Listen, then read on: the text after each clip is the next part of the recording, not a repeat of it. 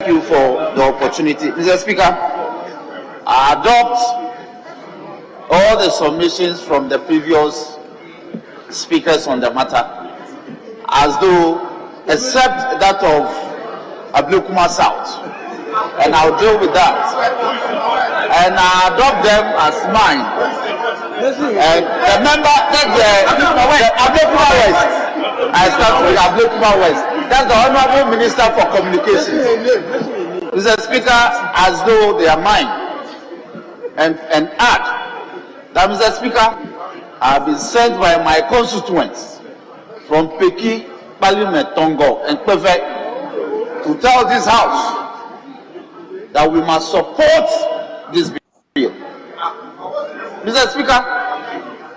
Speaker, to qualify to be a High Court judge in this country, one of the critical criteria for you to be appointed, Honorable Dafeamekpor, hold on. Yes. Mr. Speaker, I would like to know which aspect of my submissions Honorable Dafeamekpor does not support. Pray, is he a practitioner of oral or anal sex and unnatural carnal knowledge practices? Because that's the only thing that I said I support it. And that we should craft this law in line with our law. And the law we come out, we should not be in conflict with our constitution. Is that what he's against? Or is he a practitioner of oral or anal sex, and so he's against my appeal to people to enforce the law? Could he please clarify what he said? Very well. Thank you. Very well. Honorable Leader, do you want to also put in a word so that for Dafeamekpor's constituency? He said he's been sent by the people of, no, but he has a constituency name. He should, no, he must. The names of the towns of his constituency. Mr. Speaker, Honorable Dafeamekpor is here. He mentioned 4 towns. I don't believe that those 4 towns constitute his constituency. He's a member of parliament for South Dai. So he should give a proper description of his constituency. Honorable Dafeamekpor, to mention the names. Mr. Speaker, let me offer some education to my leader. The areas that I mentioned are the 4 traditional areas in my constituency. They are not town names. Peki has 9 towns. So my constituency, for the record, is South Dine. And as a leader of the House, you know this is a matter of record. You are simply heckling me. Mr. Speaker, the matter before this House is so important that, Mr. Speaker, for the first time in my lifetime as a legislator in this House, a private member's bill attracted over 200 memorandum. 200. The bill was so attacked that it got to a stage I got scared. I thought that it would see the light of day. Mr. Speaker, the matters that the Honorable Minister for Communications rehashed on this floor, he debated them on the committee level. She raised them. Mr. Speaker, she was defeated. All the issues that she raised about the bill, Honorable Minister, please. Honorable Minister. Honorable Minister, I insist. Mr. Speaker, I further state that it is also not correct that the bill has been watered down. It is not correct. Honorable Member. It is not correct. Honorable Member, I decided not to allow anybody to interject you, but on the fact that the chairman of the committee is on his feet, I can't overlook him. So, Chairman, mention you want to. Thank you, Mr. Speaker. I am not very comfortable that a member of this House should be attacked, especially when we have built consensus on the second reading of this bill. What an honorable member has said, inclusive of other things, has said that there are other unnatural carnal knowledge that people do. For instance, she cited oral sex. She had contributed throughout, and she was very instrumental during the consideration of the committee's work. I said I am grateful to all committee members and the proponents of the bill. Let us proceed, Mr. Speaker, and I'll be grateful that members will proceed and make their points without referring to what has happened at the committee meeting. Nothing of this sort has happened. Honorable Minister, please, calm down. Honorable Minister, calm down. Honorable Minister, calm down. Yes.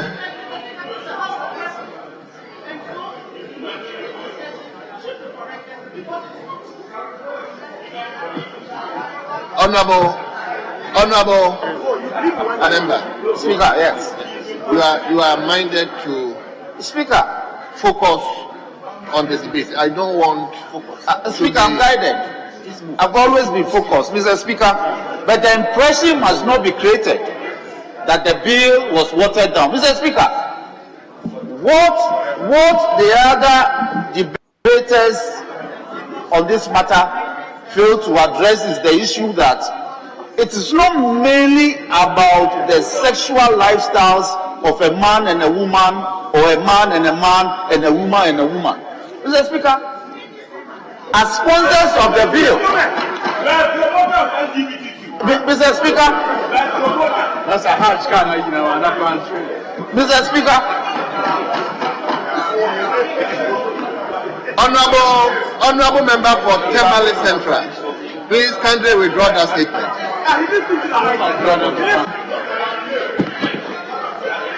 Honorable member for Temale Central, please.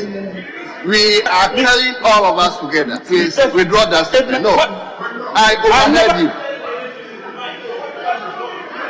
Honorable Motalu, please just withdraw the statement.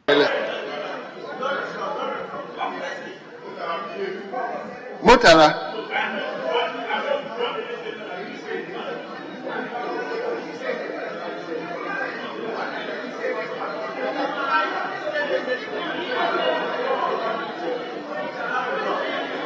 Honorable Motala, you are my friend. Please do me that honest.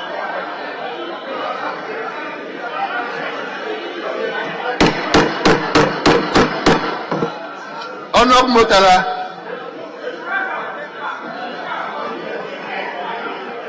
Mr. Speaker. Yes. If the hazard comes, and whatever statement you think I said is in it. Honorable Motala, I heard it myself. That is why I am. Mr. Speaker, at the time you think I said something, this honorable member also said certain things. What did she say? What did she say? Honorable Motala. She said a man. She said that. Honorable Motala. She said that, Mr. Speaker. You do your withdrawal. I know. Withdrawal.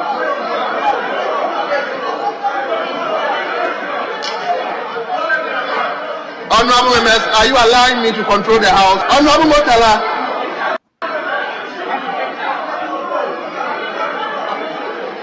Honorable Motala.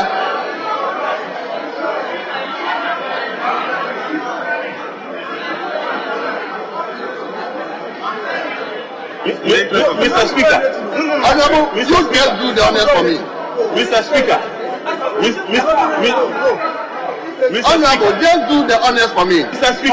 Speaker, I will do what you are asking me to do. Yes. But as far as I'm concerned, and the last time I checked, our conduct here is guided by the Constitution and the standing orders of the House. And there is nowhere in the standing orders or the practice of this Parliament that I have seen in my young age in this Parliament that a statement that is purportedly made, not captured in the Speaker, should be a statement of the House. Honorable member. Mr. Speaker. Now, if you are asking me to withdraw any statement. I don't know which statement you're asking me to withdraw. I am only withdrawing a statement which perhaps the speaker heard me make, and I don't know the statement you heard me make. So I am withdrawing a statement. Honorable Motala, don't push me to that angle. I overheard you. I'm saying just withdraw for me. Mr. Speaker, with all due respect, you cannot ask me to do something and I refuse to do it. Several statements were made by myself and my colleagues, including Honorable Estreusu. Which of the statements are you asking me to withdraw? So, are you inviting me to say what you said?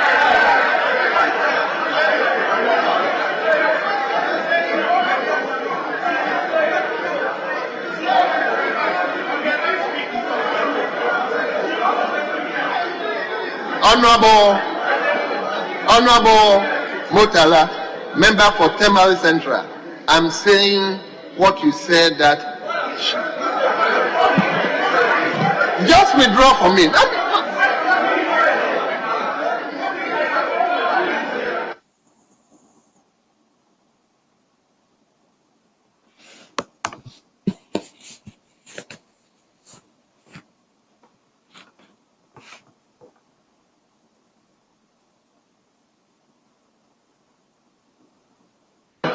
Honorable Motala, I'm asking you, I am not going to rehearse the words you said.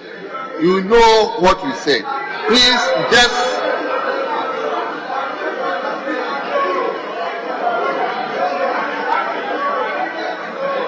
Honorable Minority Leadership, I will instruct that you urge your member to withdraw that statement.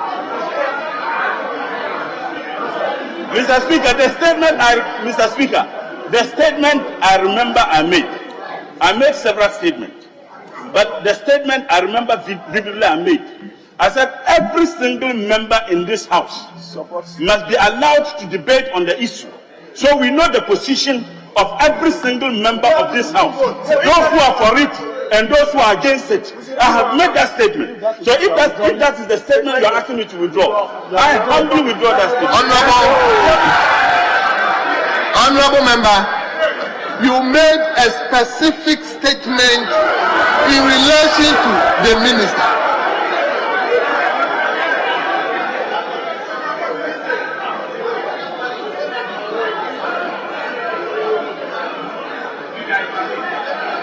Leader, please urge your member to withdraw that statement.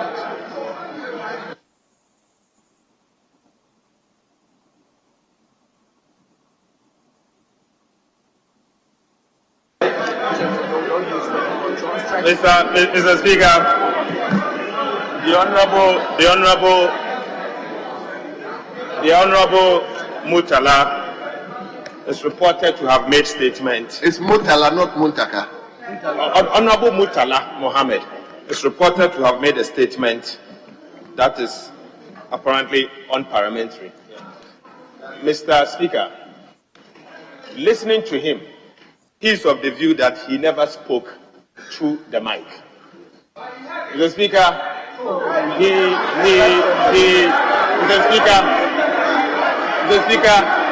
listening to him also, he has indicated that he made a number of statements not into the mic. And so therefore, Mr. Speaker, Honorable, and so therefore, Mr. Speaker, I want to urge him that since the Speaker may have heard it, whatever he said, even though he did not speak into the mic, he may have heard it. I urge him to withdraw whatever he may have said. That unfortunately, you heard it, even though he did not speak to the mic, for him to withdraw it and get it removed. So, Speaker, I urge my colleague, the Honorable Mutala, to accordingly withdraw whatever statement in the interest of progress. So, Mr. Speaker, I'm urging him to withdraw whatever statement that he made, even though it did not go into the mic. so that we can make progress. Thank you, Mr. Speaker. Every single statement I have made, I am withdrawing every single statement. But Mr. Speaker, it is fair that Honorable Esleousu, strangely, the Honorable former minister seated by her is not aware she made some statement. Also withdraw every statement she made. If you are finished, it's okay. Honorable Minister, can you apologize for the gestures that you used?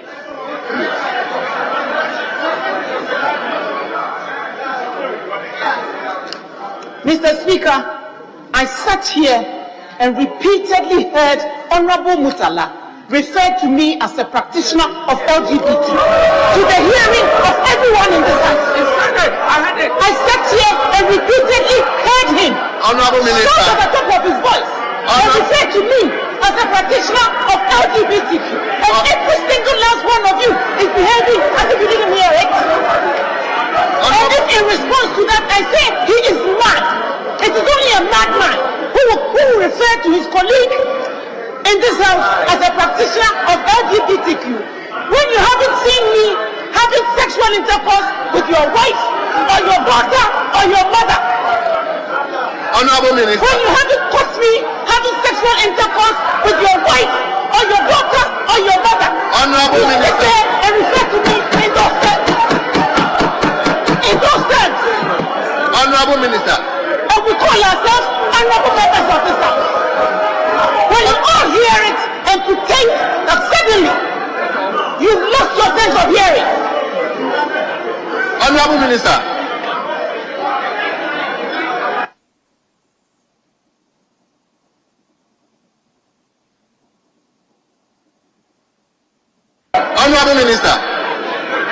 Honorable Minister, I beg of you, do me that honest, please. Honorable Minister, I beg of you, just do me that honest, please. Just do me that honest.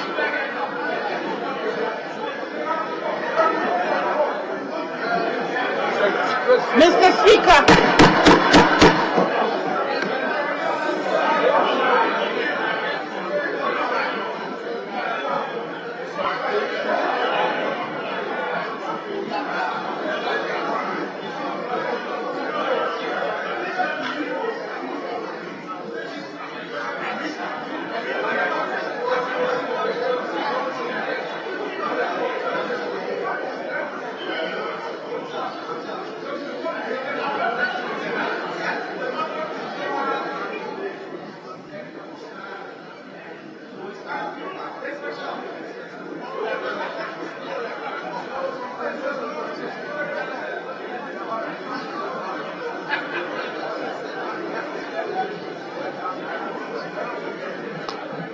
yes.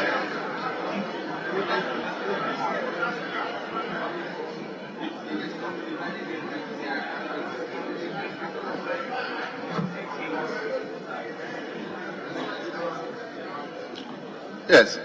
Respectfully, Honorable we're Minister. all honorable members of Parliament, and with respect to the titles that we bear and the constituencies that we represent, if there's any gesture I made which anyone here finds offensive, I withdraw it. However, let's also be honest and admit Honorable that Minister, things happen here. Honorable Minister, thank you very much. Honorable Minister, thank you very much. Honorable members, please, this particular bill is so much interested to almost every Ghanaian. So let us put ourselves together in this particular bill. I don't actually take any delight in these gestures and people also taking insinuation on members. Please, you'll get opportunity to contribute if the time is allowed. So, Honorable Dafeamekpor, you may conclude the debate. You may conclude the debate. Speaker, thank you. Speaker, may I further anchor my submission with the provision in the Constitution, Article 28, clause 1, subclause D, which is to the effect that children and young persons receive special protection against exposure to fiscal and moral hazards. Mr. Speaker, the bill of which I'm one of the key sponsors is a morally obnoxious lifestyle checking legislation. Mr. Speaker, the point we are making is that in this chamber, politically speaking, the Constitution forbids a member from cross-carpeting. So biologically speaking, we don't allow a man to cross-carpet to become a woman in this country. We don't allow it. Mr. Speaker, it is merely not about sexual activities of these persons. Mr. Speaker, there is a certain deliberate attempt to foist this lifestyle on our children. Our children are being encouraged to accept this lifestyle at very time. Mr. Speaker, pursuant to our Contracts Act, you are not eligible to enter into contract until you are age 21 and above, not even 18. And yet, we are allowing these groups to infiltrate into our schools with literature and pollute our children. And people are sitting and saying that these are human rights. These are not human rights. This is a pollution of the socio-cultural fabric of this country. So it is not about sex at all. Today, they even have a Bible for gays. Bible. They speak of what they call gender-neutral language. Pronouns. They should not be referred to her or she. And people are saying we should accept and absorb this to pollute our cultural values. Mr. Speaker, to get to the Supreme Court, Mr. Speaker, you, tomorrow if you want to be promoted to the Supreme Court, one of the greatest criteria or checklist is to determine your moral turpitude. Mr. Speaker, if you are found not to be of certain moral standards, you will not enter the Supreme Court. So we are bound by law, we are under a duty to protect the sanctity of this country. Who says that in 100 years this law will subsist? It will. In fact, on this law, we are bringing a lot of amendments to fortify the law more. Sure. Let nobody be mistaken that this is an exercise in futility. Mr. Speaker, there are consequences. Mr. Speaker, we as sponsors, we have been profiled. Maybe St. George hasn't spoken about it. We have been profiled. When you travel, you are taken out of the line and checked for nearly an hour or two. You can't even change currencies. We are aware as sponsors, we've been profiled. But we are willing to face the consequences. And I want to urge every member of this house that there are consequences coming. But as a nation and as a house, we must stand together. Mr. Speaker, we are not alone as a nation in this. Uganda, our sister nation, has trodden this path, and we will follow them.